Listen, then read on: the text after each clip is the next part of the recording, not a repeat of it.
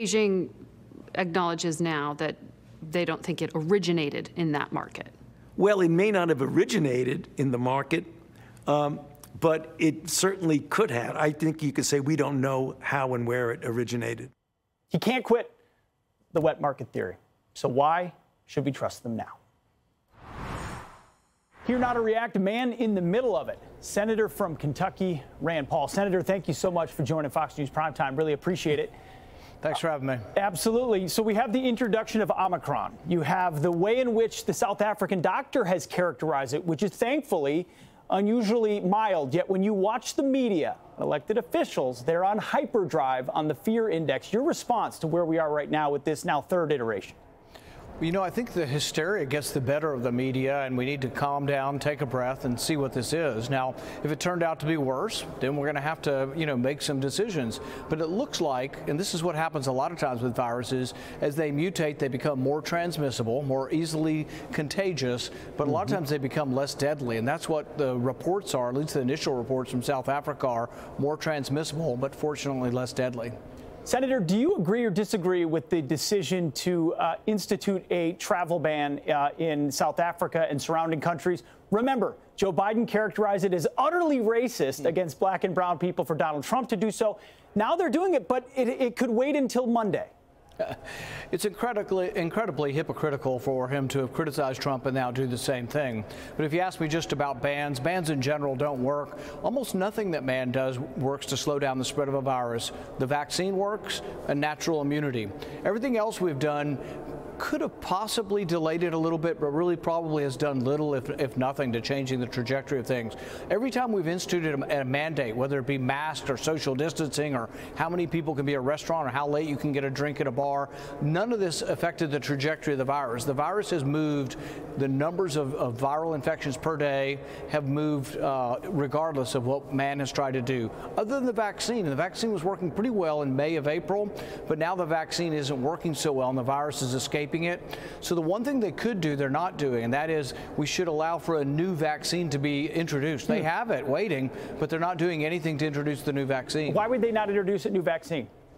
You know, that's a good question. I think, well, maybe they bought a lot of the old one. They haven't used it up yet, and maybe they're trying to be frugal. Maybe somebody has something invested in the old one, but the old one isn't working so well. It probably does reduce your risk of severe hospitalization still and death, but it's not really fighting off the virus at a level where we really could change the trajectory.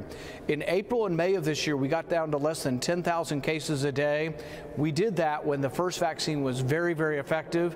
When we got the Delta variant, now that it dominates, the vaccine isn't as effective as it was. And we have a new vaccine. It's sitting there. We approve a new vaccine for the flu. They criticize Trump endlessly for, why doesn't he do the vaccine? We got a vaccine within 1 year, and why aren't they doing anything to introduce a new vaccine or to get the red tape out of the way? Let's get the new vaccine out and see if that helps everyone. It's a good point. The guy who made a living getting rid of red tape got rid of it. He gets no credit for it. Now they can't seem to do anything similar now that we're in the middle of it. You alluded to it, Senator, the fact that things that we did in 2019 don't match the reality of where we are in 2021. Well, one man's been there the entire time. You know him well, Dr. Anthony Fauci. He had an interview on Sunday where he declared that he represents science. Take a listen. Anybody who's looking at this carefully realizes that there's a distinct anti-science flavor to this.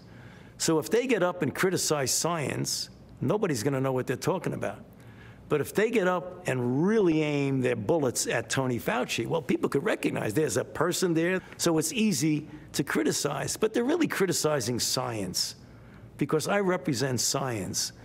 He represents science. I have a feeling he might be talking about you, Senator. You know, when a government bureaucrat has the audacity, the arrogance to say they represent all of science, we should be running the other way. It conjures up images of the medieval church, in their repression of science. Science has nothing to do with having obedience to any kind of government dogma. And you have to realize that most of what Fauci talks about isn't science. He's not talking about a study on this or a study of that. He's talking about wear a mask.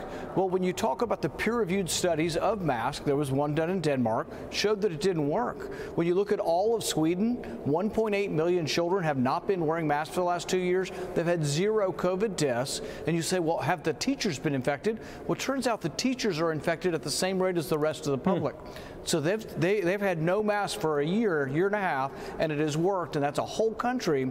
And there's no real discussion of this, because if you question him, and really that's public policy, that's not science, it's public policy backed by some science. But if you question him, oh, somehow you are questioning science because he represents all science, that is incredibly arrogant. It really is. It conjures up Sylvester Stallone, I am the law. You know, at one point it becomes completely absurd, and as you pointed out, very, very arrogant. Senator Rand Paul, thank you so much for breaking down actual science for us.